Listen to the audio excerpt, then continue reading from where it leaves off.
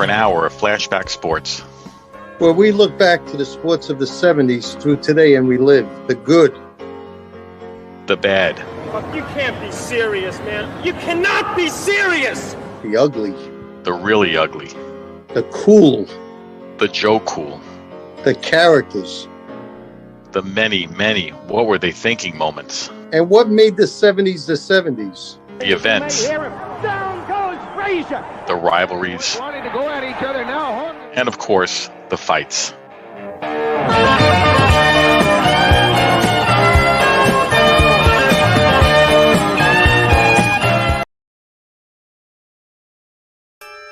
The Whiz Kids had won it, Bobby Thompson had done it, and Yogi read the comics all the while. Rock and roll was being born, marijuana we would scorn. So down on the corner the national pastime went on trial. We're talking baseball, Klazuski, Campanella, talking baseball. The man and Bobby Fella, the Scooter, the Barber and the Nuke. They knew them all from Boston to Dubuque, especially Willie, Mickey and the Duke.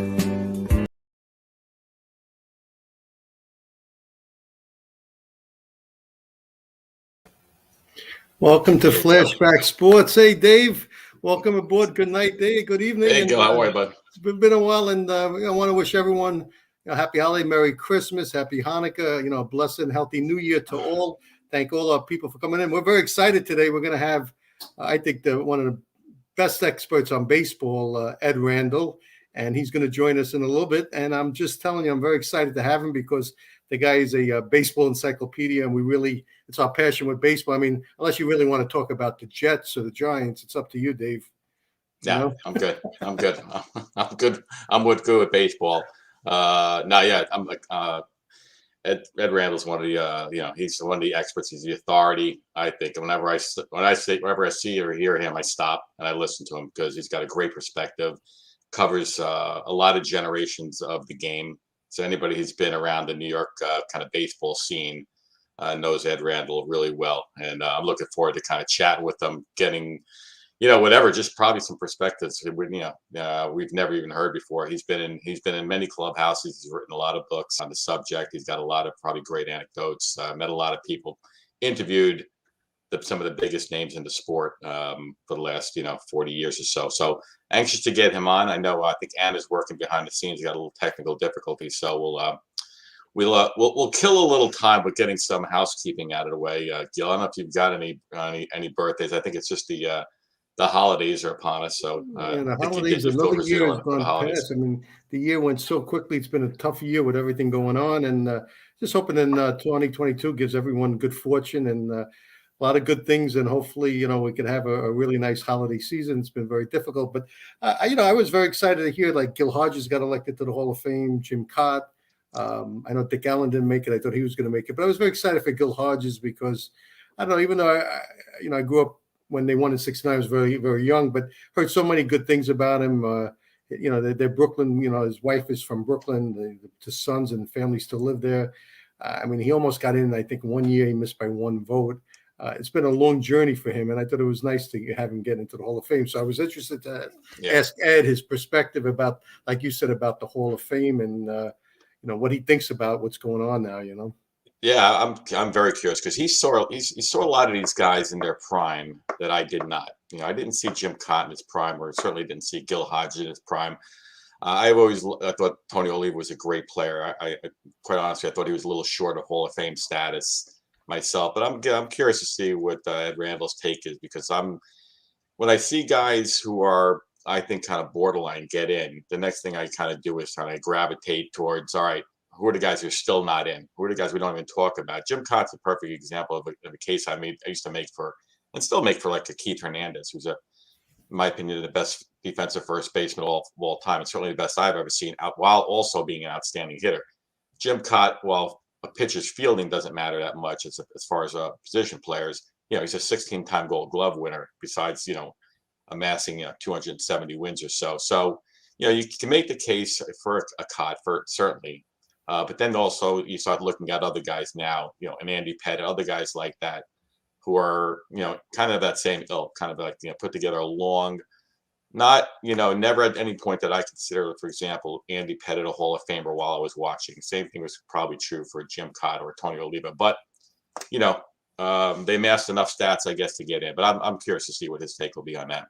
Yeah, I mean, my opinion was, I think Allen, missed by one vote, and he was a scary player. I mean, he was he had a huge bat, and he was scary. I always look at a Hall of Famers when you were a kid and you were facing that team. Was that guy going to be a threat? Almost like an Albert Bell.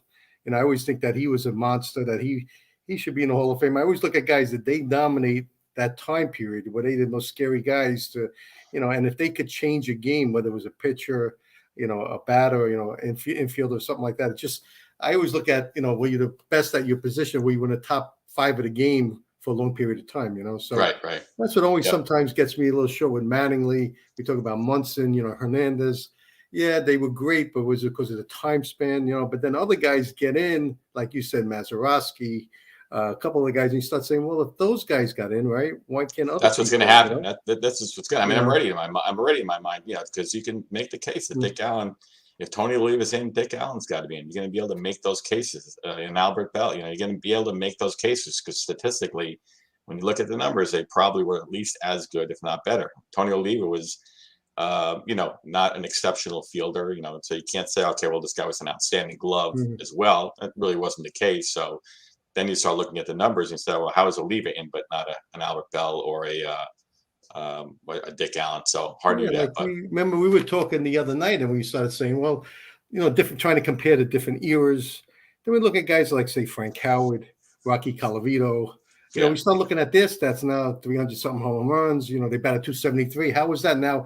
In that era, like in the 60s, it was dominated by good pitching. So how does that relate to today? I mean, when we were kids, if somebody got 100 RBIs, 105, 110 RBIs, that was like a great season, Yeah. So. No, I agree. Well, let's, we have our guests coming on hopefully in a few minutes. So maybe we'll save some of the baseball talk for Ed. Maybe just talk a little bit about the agony that is the NBA season for the Knicks. And our Jets and Giants stink. The Rangers are the only thing worth talking about in New York right now. But I'll go back talking about the Knicks since I happened to be at the game Sunday watching them against the Bucks. I know they have a lot of guys out now in COVID, but they were not good prior to this as well. And I go back to what I've been talking about for the last few shows. This team is not going anywhere without a point guard. So that's just the case. They rely too much on Randall they continue to rely too much on Randall to handle the ball. So this is it's not going to happen for them, unfortunately, this year until they make a trade. And if they don't make a trade, I just think they need to really kind of look towards getting the guys they drafted in the last couple of years a lot more minutes. And I think that's, to me, I'd rather see these young guys play because I just think the conference is too deep this year. We're not sneaking into the 4th spot this year. We're not even going to sneak into the 8th or 9th spot, in my opinion, because I just think the East is a lot deeper this year than it was even last year. So I hate to say it after 25 games or whatever it is, but I'm not optimistic about this Knicks team changing around. I also think Tibbs has gotten a little bit of a free pass because this defense has been terrible. Their perimeter D is terrible. It's constantly chasing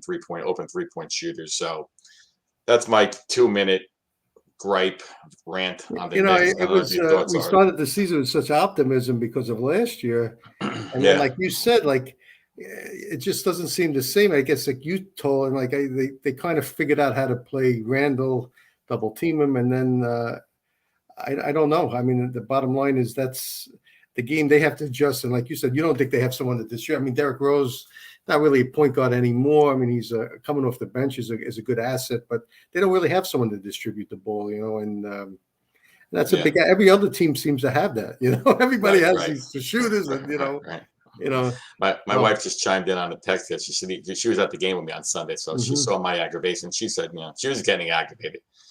She knows they weren't, distributing the ball like they should have been. There she goes right now. So, but she suffered through me. Wow. Let's see. Did you stay to the end, or did you leave early?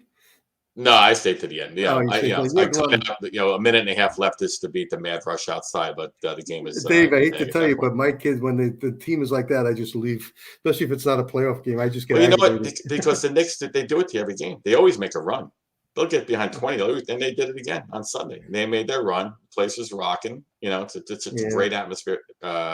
Yeah, Cindy said it made me stay, but it's a great. I mean, it's nothing like the Garden. Even when they have a game like they had on Sunday where they lose by whatever 10 or 12 and they were down by 10 or 15, they're going to make a run and they're going to get pumped up. What do you think about this Kyrie Irving? You think he's going to play again this year? Yeah, I think so. I think he'll wind up playing. I mean, I thought having said that, it doesn't seem like I would have thought by January, February, things would have been a lot better, but now things are turning for the worse as more and more guys getting, COVID. I mean, the NFL and the NBA is getting decimated right now. NHL, Islanders been decimated. So the leagues are being decimated by right now. So maybe a guy like Kyrie says, all right, I got to cut my losses because they're not going to be lifting this mandate anytime soon because the things are only getting worse right now. So there may come a point where he doesn't want to lose the whole season, especially, I don't think he's going to want to not be on a team like the Nets right now, who still have a chance. They're still the best. They're probably the best team in the East, even without him. I think they need him to win a championship. But he's probably not going to want to not be here if they're going to have a chance to win without him.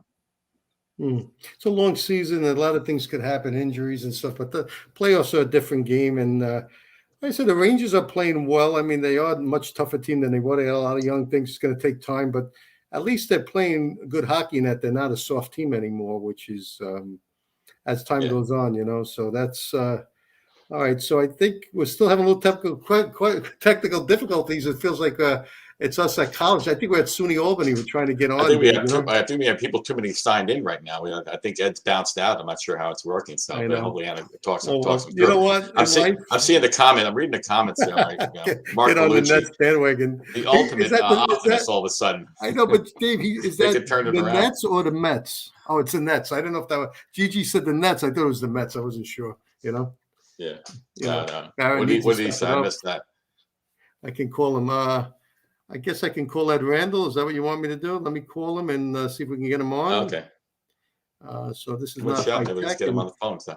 God help us, but we're going to get him on.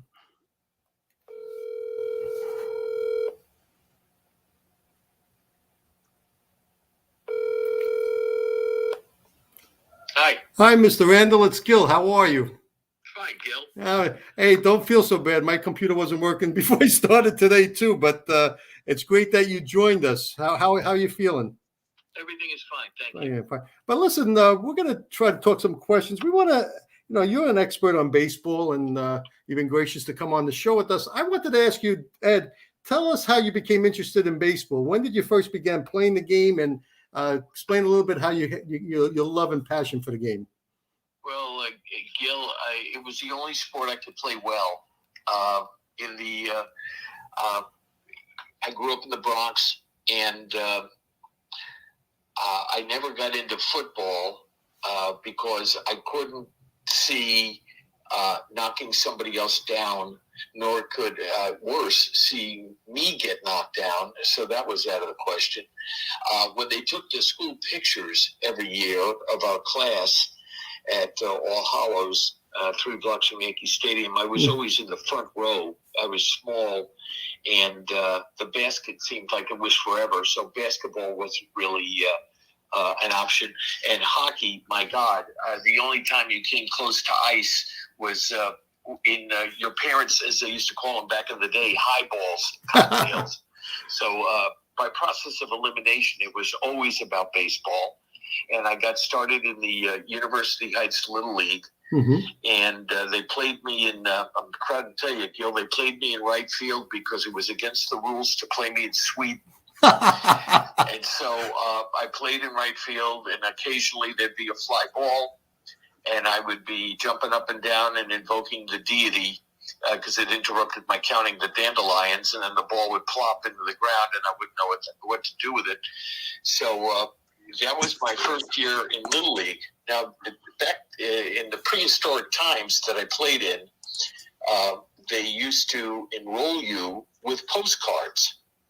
And the year after I played right field so well for the Bears, I didn't get a postcard, which means, Gil, that I actually was playing out my option as a free agent that first year, and I didn't even know it.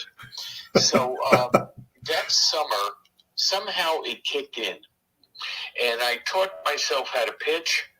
And I came back the following year in the Little League, and then a year after that, I made the All-Star team, and eventually wound up getting a tryout out of high school with the Kansas City Royals. So it was baseball, and it is baseball, and it will always be baseball. Wow, that's great. All Hallows. So you had I went to Xavier, so you had the Jesuits like I did, huh? No, I had the Irish Christian Brothers. Oh, Irish Christian Brothers. Okay. They later became the Christian Brothers congregation, and my mom decided to send me to the brothers rather than the nuns because they hit harder. So I went there. And back then it was grammar and high school. So it was 12 years I was in the same building. I didn't have a girl in class till I went to Fordham, which is probably a good thing. And probably saved you. Terrified of them, and that actually has continued throughout my entire life. I'm still terrified of them. So I was at All Hallows, and it was a wonderful experience there. They taught us how to read and write. The only problem was they didn't field the baseball team in high school, and that was a real problem for me. But I wound up playing sandlot ball instead. Wow, that's interesting. So you're a Bronx guy. I guess my co-host Dave. We've talked about baseball all the time. We have a couple of questions to ask you. So I just want to thank you for coming on the show tonight, and wish you a nice Christmas and a healthy and happy New Year. But Dave, if you have some questions, Ed, thanks for taking the time. We appreciate it. When we had an opportunity to talk to you here, we jumped on it. We really appreciate it. We're longtime fans. We're baseball junkies. So I've been watching you for a lot of years and listening to you for a lot of years and reading you for a lot of years. So it means a lot to be here. So, but just picking up on that, kind of just before you start jumping in too much in baseball, just Fordham. I mean, between Fordham and Syracuse, there'd be nobody to listen to without those two schools on TV. I mean, it seems like yourself, Vince Scully, Michael Kay, Mike Breen, Papa. It's a factory. Vince Scully. What's in the water there? How did you wind up at Fordham? And was this the course when you went there?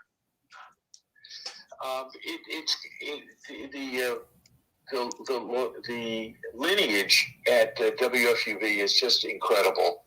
The great Scully went there, and really that's the Alpha and the Omega. Mm-hmm. Charles Osgood went there. Wow, one of the greatest broadcast journalists ever. Alan Alda was there. And then a lot of people followed me afterwards and continue to have productive careers. And there were kids who went to Fordham with the intent of working at WFUV. For me, it was just an accident. I was always a radio guy. I always had a transistor radio. I still have a transistor radio, by the way, that works. But I was always a transistor radio guy. I was always fascinated by radio. And in high school, I was the basketball manager for the varsity, and they gave me a microphone to introduce the teams. So that was like, I thought, boy, this is really great. And then I thought, well, maybe I'll go work at Burger King because they always announce the meals, the Whopper, hold the lettuce. So I go to Fordham, and my first day of orientation is led by a guy who I'm still friends with, named Sean Driscoll, 2 years ahead of me at Fordham. He was a junior, I was a freshman, and he was the news director at WFUV. And I walked up to him after the session, and I said, "How do you join WFUV?" And he said pretty much what Woody Allen said, 90% of life is just showing up. So I showed up, and it was a terrifying experience for the greater part of 4 years, just scared to death on the air, and everybody wanted to do basketball. Now, my freshman year at Fordham was the unforgettable year when Digger Phelps passed through. Wow. And the team went 26-3 and finished 9th in the country and sold out on consecutive Thursday nights, games against Notre Dame, who we beat, and game against Marquette the following Thursday night, whom we lost to in overtime. Everybody wanted to do basketball. I was the knucklehead that wanted to do baseball because I would be waiting for the D train to go to All Hallows or waiting to leave All Hallows in the afternoon to return home. And I was doing play-by-play in my head. When I was playing center field, I was doing play-by-play. when I was playing shortstop, I was doing play-by-play in my head. This is what I wanted to do. So everybody wanted to do basketball. I did it. I was terrible. But I was the guy outside in March in 35 degrees, the sun shining though, and I'm holding a mic and I'm just shaking, doing the play-by-play. But I did the play-by-play.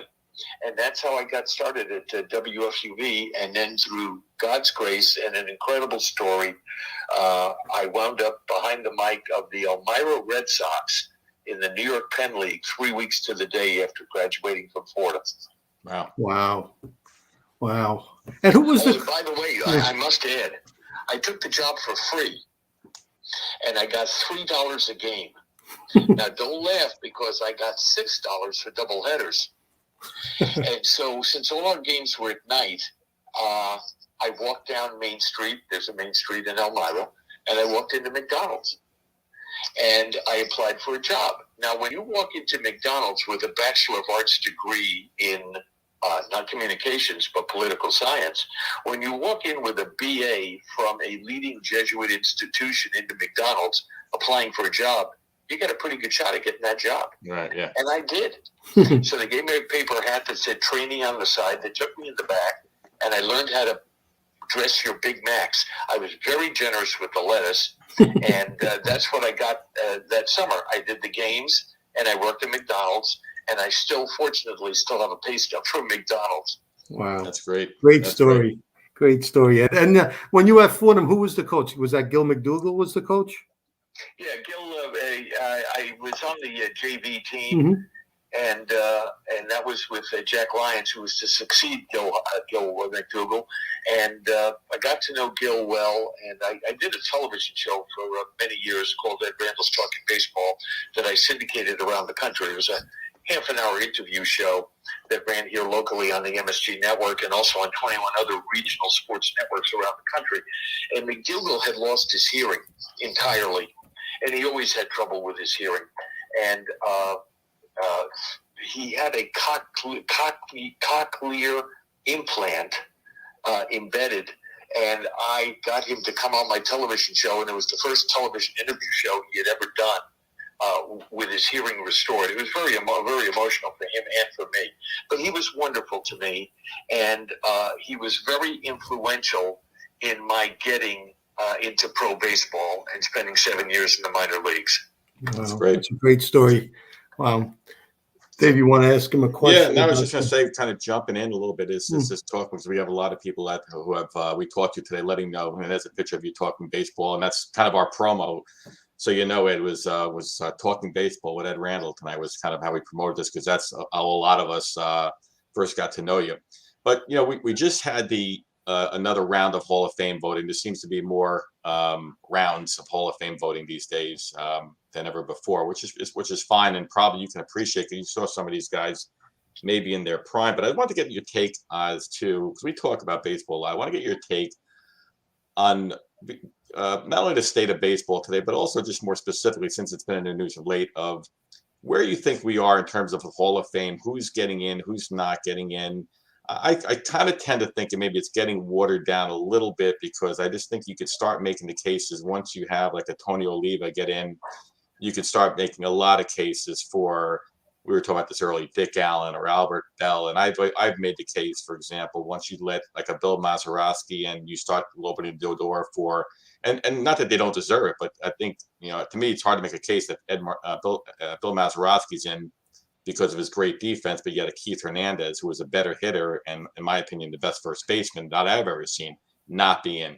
So I kind of want to get your take in terms of what your thoughts, since you saw some of these guys on a regular basis, knew the impact. I want to get your take as to whether you think we're going in the right direction as who we're letting in and not letting in the Hall of Fame. Well, it's the only Hall of Fame. And again, when I wake up, God gives me another day, and I wake up and I see the world through baseball eyes. And and because of that, I'll say to both of you that it is the only Hall of Fame that people argue about. Why isn't Keith Hernandez in and Bill Mazeroski's in? And I think that's wonderful. It's such a high bar to get 75%. On the present ballot, in which they will announce the results on January 25th. There's 30 names. And if I had a ballot, and God knows I wish I did, I would vote for nobody. I have high standards here. I do a show on Sirius XM radio for a number of years that I share with the great Rico Petrocelli and also with Kevin Kennedy. I platoon with them 1 week at a time. We do a nostalgia show called Remember When, and it runs Saturday mornings, 8 to 10 a.m. year-round. And in advance of the Veterans Committee, I know it's not that's not the name anymore, but for the purpose of this conversation, I had Gil Hodges Jr. on in advance. I had Mike Veck on, the son of Bill Veck, to talk about Minoso. And then the vote comes down and everybody gets in except for, unfortunately, Dick Allen. And I had Gil Hodges Jr. back on, and I had Jim Cott back on, and I had Oliva back. I had Oliva on the show this past week, and I was so happy that they all got in.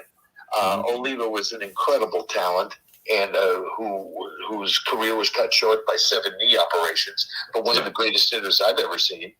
And Petrocelli was saying on the show that when Carew was still in Minnesota before he went to California to play with the Angels, and Oliva were there in that lineup, you couldn't defend him. Yeah. If you shaded them, both left-handed hitters, but if you shaded them towards the middle, they'd hit it through the shortstop hole. And if you played the shortstop hole, they'd hit it up the middle. And Carew, and in doing my research for the show, Carew and Oliva roomed together on the road for 11 years. And that room, the two of them won 10 of 14 American League batting titles. Wow. Yeah. Just incredible talent, both of them. And Hodges was the very personification of the character clause of what Hall of Famers should be. So we don't have any proof that Bonds used performance-enhancing drugs. It's alleged. It's alleged with Clemens. But, Jim Bunning, who's in the Baseball Hall of Fame, won 220 some odd games, first guy to throw no-hitters in both leagues, and, of course, a United States Senator for many years, Kentucky. During the raging of the steroid era, he said, when I played, players didn't get better after the age of 35. And that's what we got here. We got Clemens winning a Cy Young at 42. I don't think they're going to get in. I don't think because they didn't bump up last year, and I don't think they're going to get that support this year. Sosa's out of the question. He's way down in the depths. Schilling is not getting in, which would be really something because I think every player that has achieved 70% or more has eventually gotten in. But because of his incendiary comments about the very people who were voting for him, I think they're going to hold it against him, and he's not getting in. Vizquel was the greatest shortstop I saw. I think better even than Ozzie Smith, and that's a mouthful. But of course, he's had legal problems, so he's gone, and that's it. Sheffield is surrounded by controversy, but I'm concerned about Ortiz going in because he's so popular. Ed, regarding today's, we talked about the Hall of Fame and stuff today. What aspects of the game don't you like? What do you miss? Like, what do you think was the golden era of baseball? If you had as a baseball historian, what era would you think it was the greatest era of baseball? Well, I think the best players athletically are playing now. We never saw Mickey Mantle leave his feet in center field. Mays was the greatest all-around player I ever saw, but unfortunately didn't get to see too much of him because he was out on the other coast.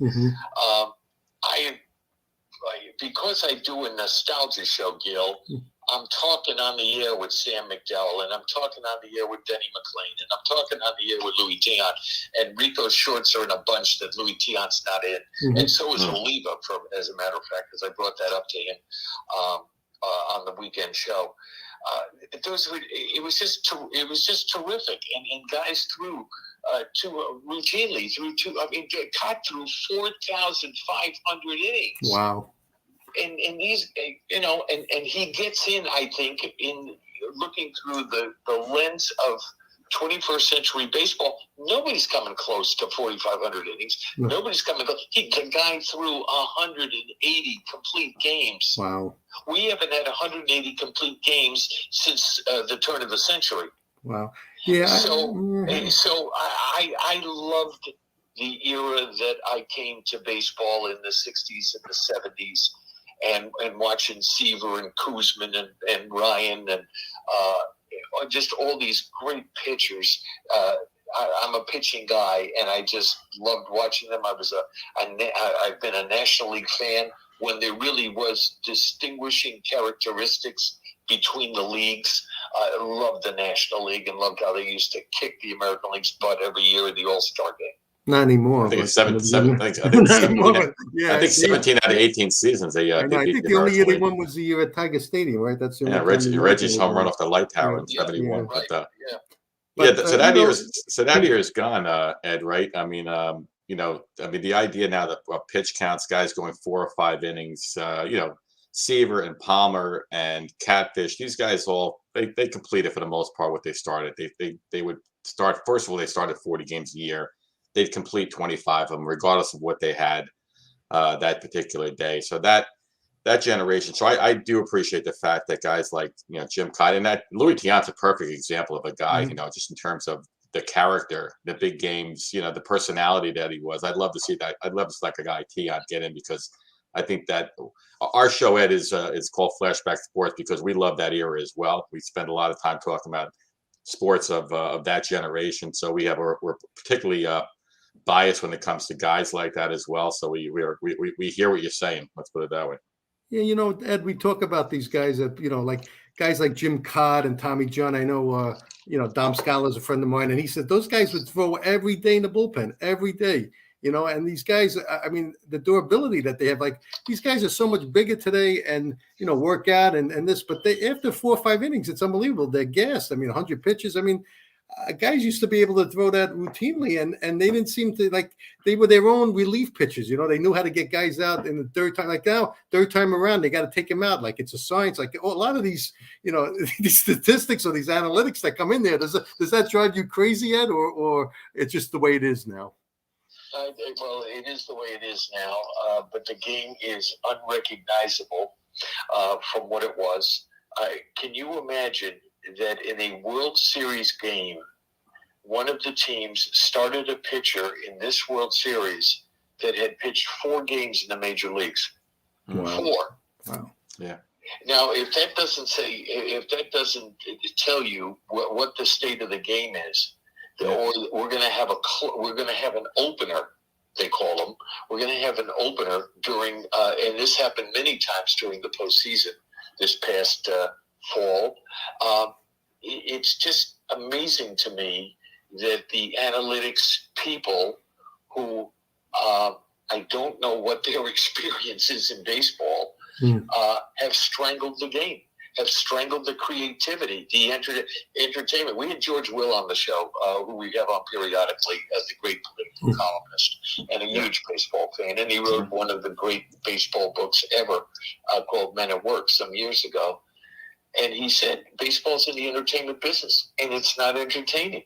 Yeah, it's not. If this continues, we're moving down the road to become hockey. It's going to be a niche sport. I'm an old goat. I don't have children. I have a lot of friends of mine who now have grandchildren. And I ask them when I'm with them, is your grandchild watching it?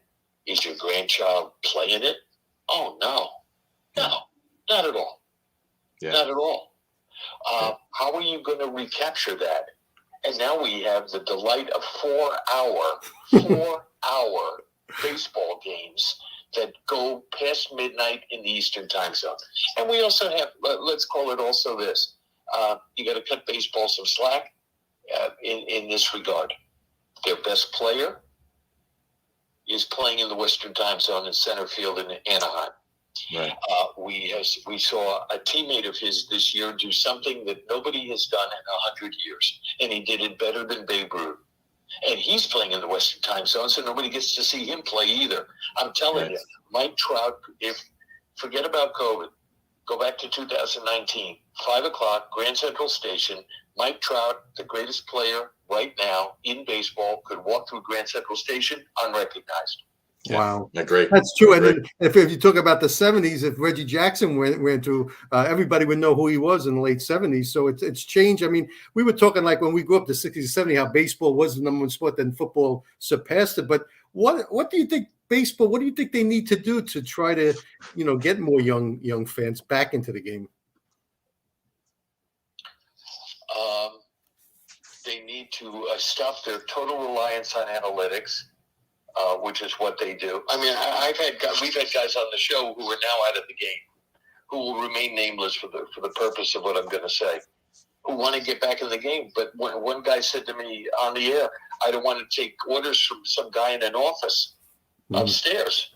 Yeah. There were so many people that have been drummed out of the game that have been in the game for so many years. Scouts,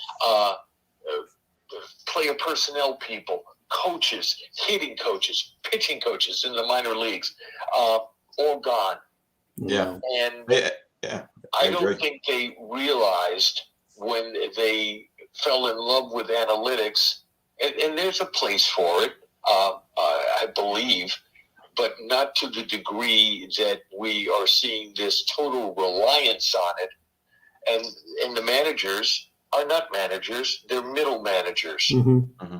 And they're taking orders from upstairs, and they're taking guys out, and we have the delight of watching 8, 10, 12, 14 pitchers a night. Wow. Yeah, it's brutal. It's brutal to watch. And we had Billy Martin's son, Billy Martin Jr. on a month or so ago. And I said to say hello to you. Good friend of yours. He's a great guy. He's a great guy. And we were talking about the idea that we would love to see Billy Martin, because Billy Martin would be a great manager today, even better than he was 40 years ago if you let him be Billy Martin.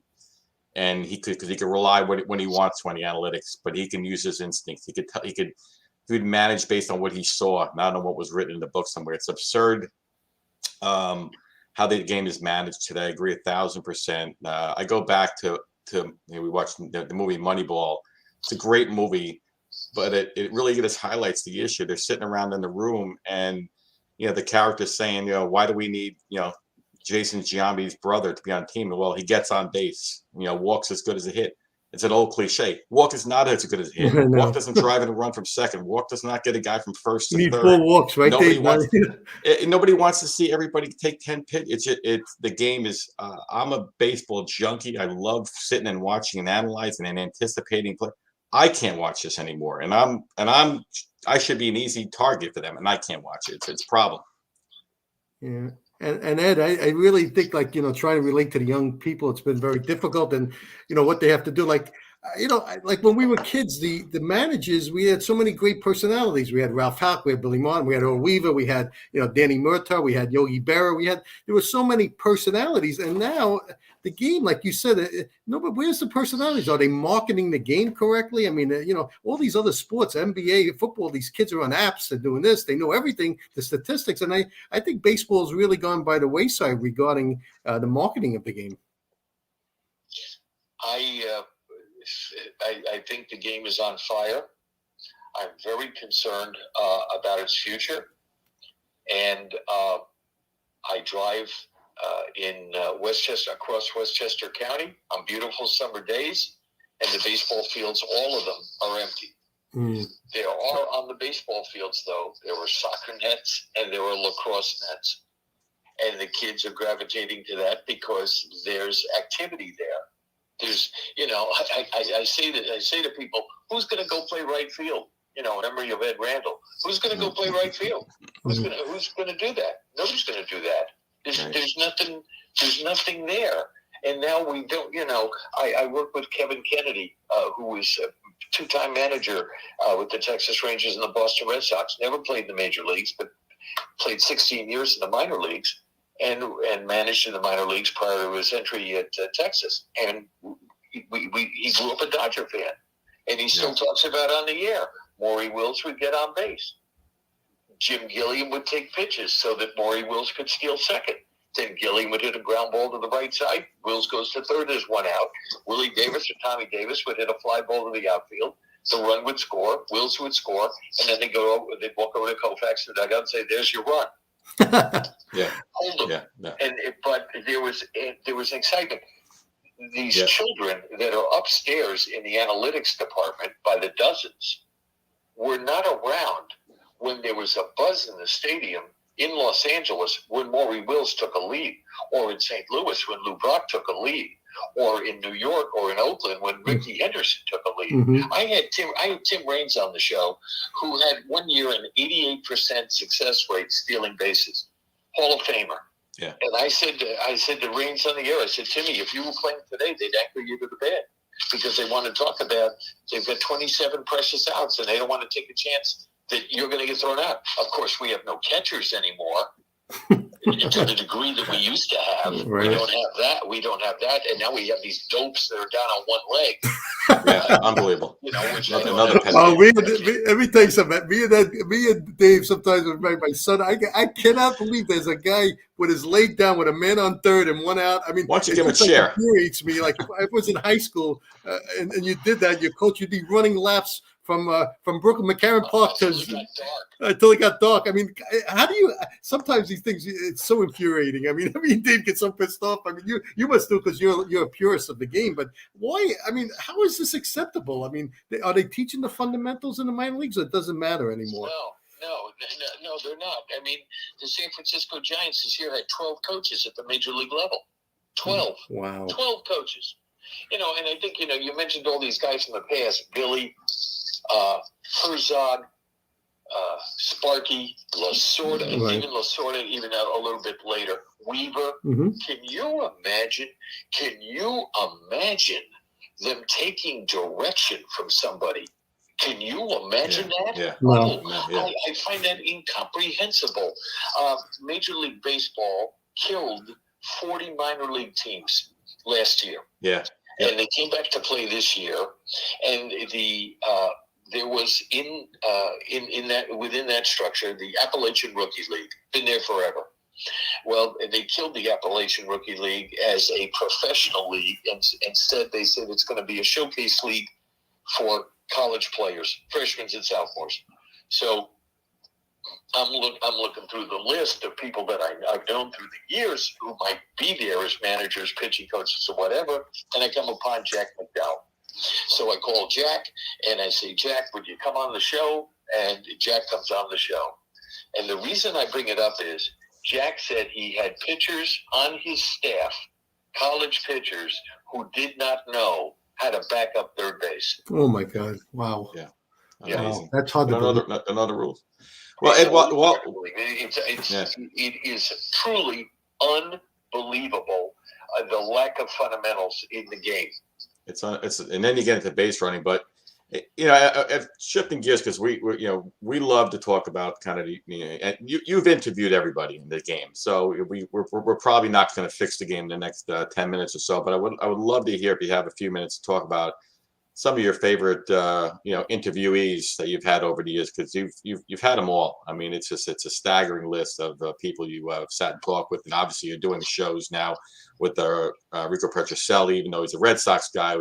He's a Brooklyn guy and he's Italian, so he counts. Hey, Dave, on our show, if you're Italian, even if you're a Red Sox, you still get a good. Rico Petrocelli was an excellent player, all-star. Tell him that he was a great player. I'm backing up, even though Red Sox, he was a Brooklyn guy. I don't like that. See, now I'm going to be pissed off with my partner now.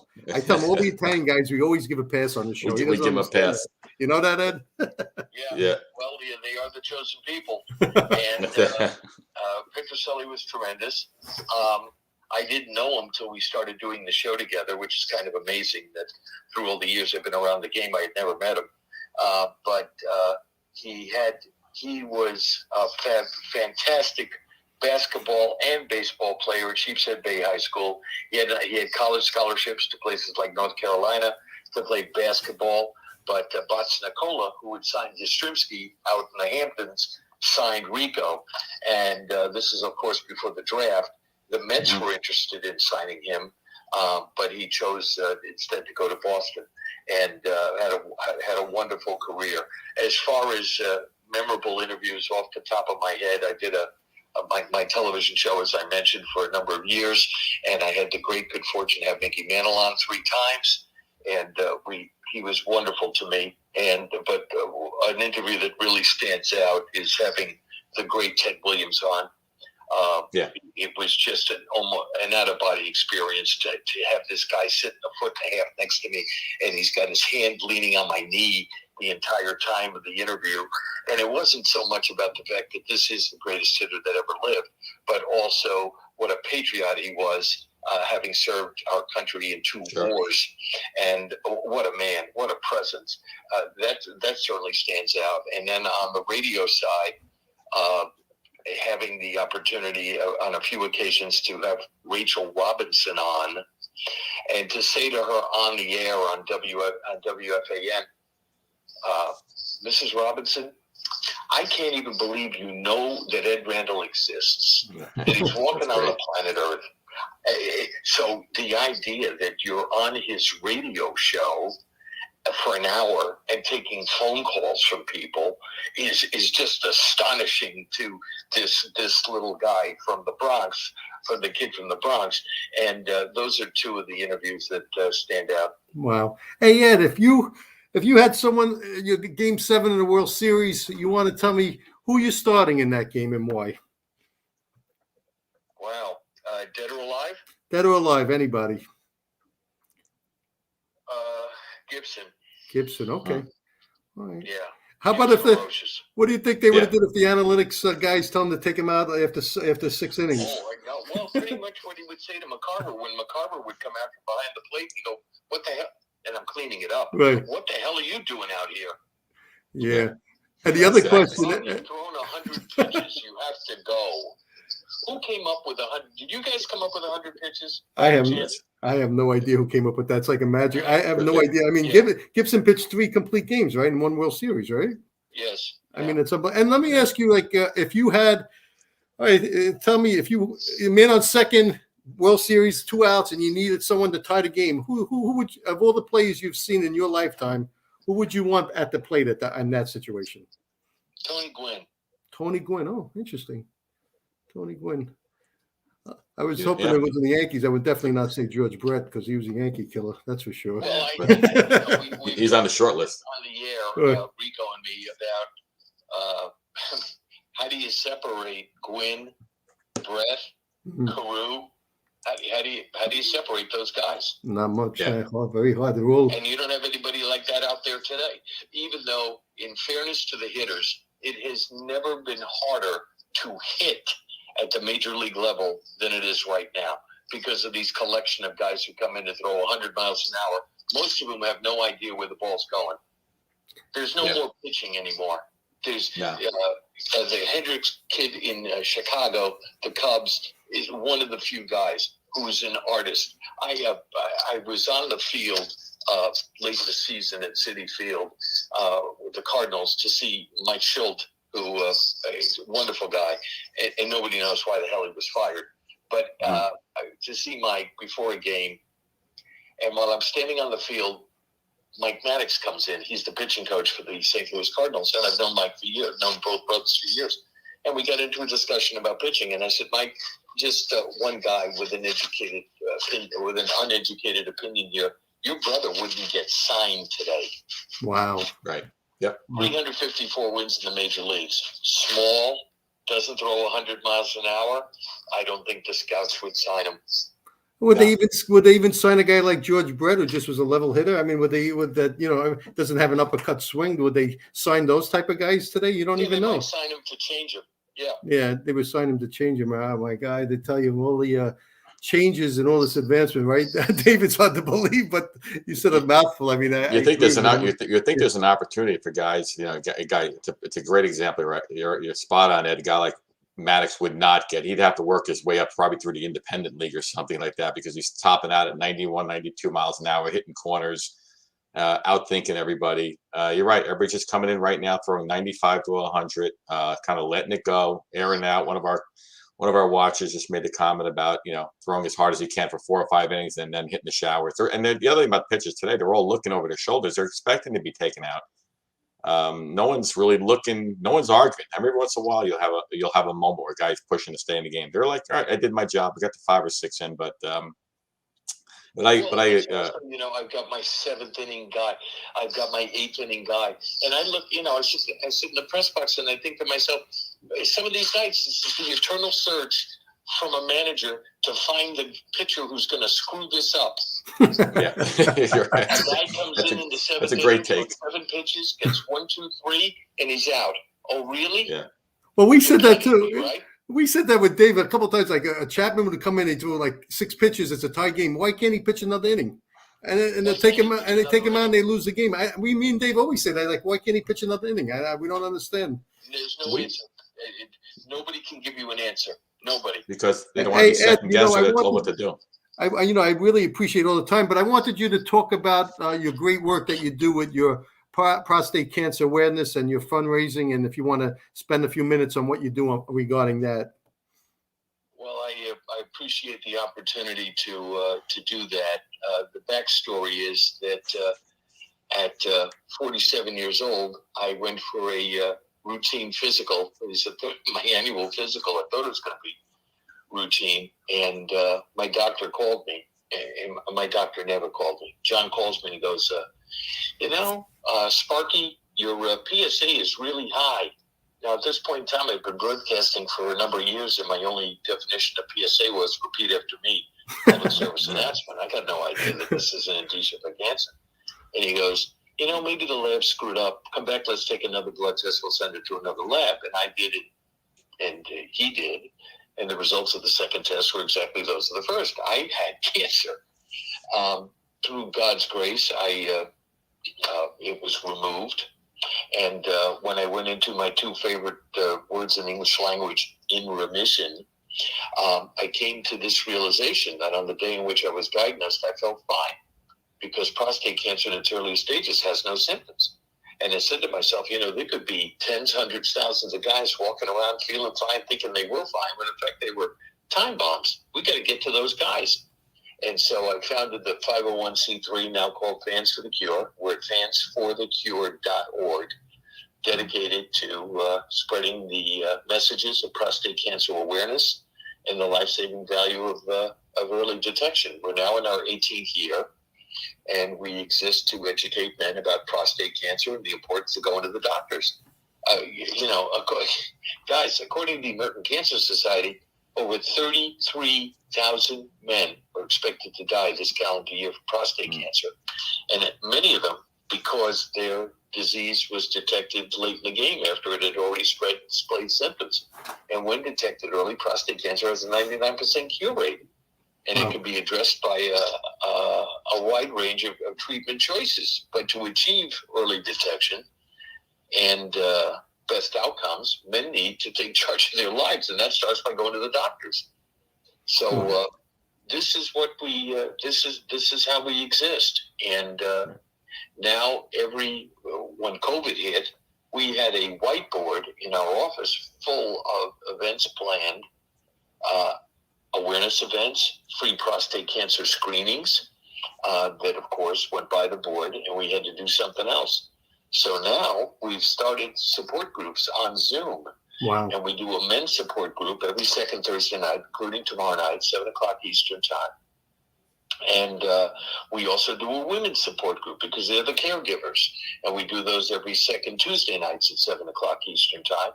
So if anybody wants to RSVP, whether they themselves have had prostate cancer or they know somebody who has, or maybe it's not cancer, please God, maybe it's something else, they're welcome to come to our website, fansforthecure.org, where there's an RSVP and they can sign up, and we'll welcome them. We are providing a place of comfort from fear, and it's been a wonderful, it's grown exponentially, this support group.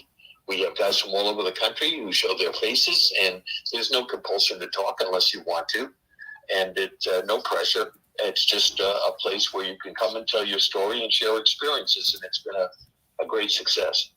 Well, that's great that you do that work, and like you said, you got to get checked up. I mean, sometimes men are very stubborn. Even you could say, well, COVID, go get an annual physical. It can't hurt, And like you said, if it's detected early, it could save your life. So I give you a lot of credit. God bless you for doing all that stuff, Ed. That's wonderful work. Blood test saved my life, and it saved the lives of a lot of other people.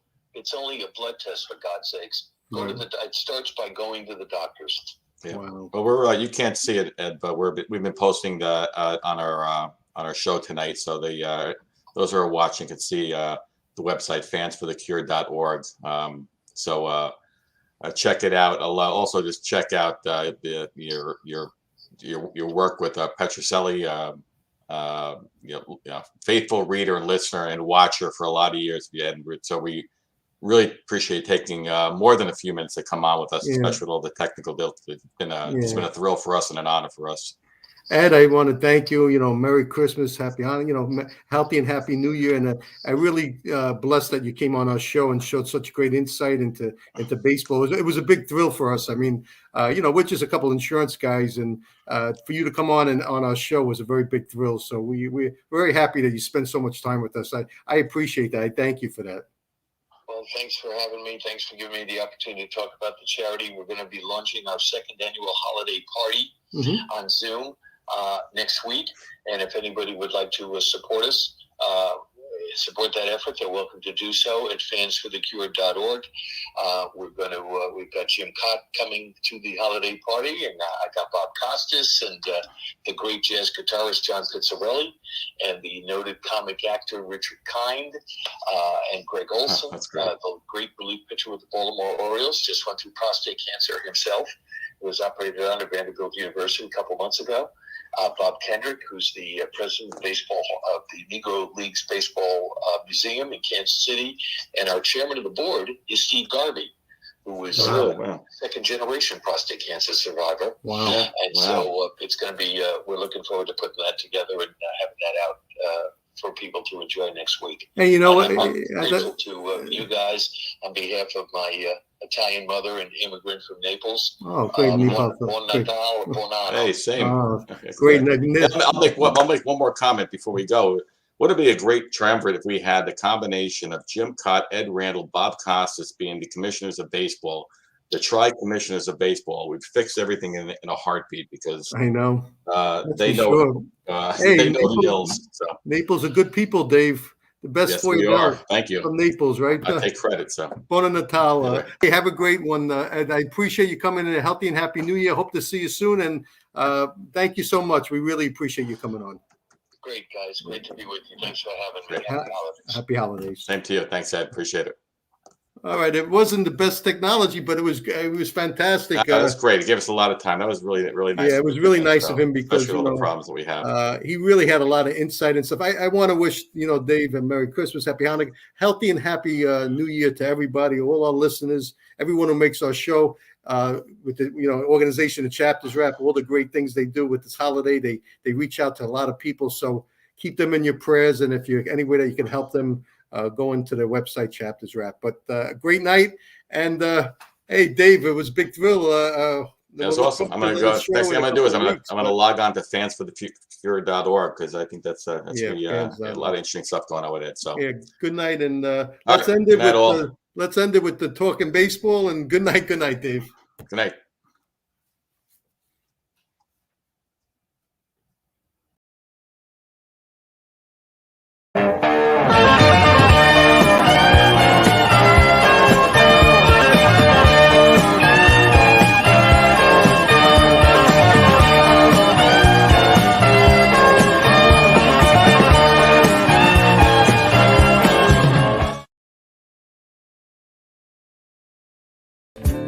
Well, KC was winning, Hank Aaron was beginning, one Robbie going out, one coming in. Kiner and Midget Goodell, the Thumper and Mel Parnell, and Ike was the only one winning down in Washington. I'm talking baseball, Klazuski, Campanella, talking baseball. The man and Bobby Fella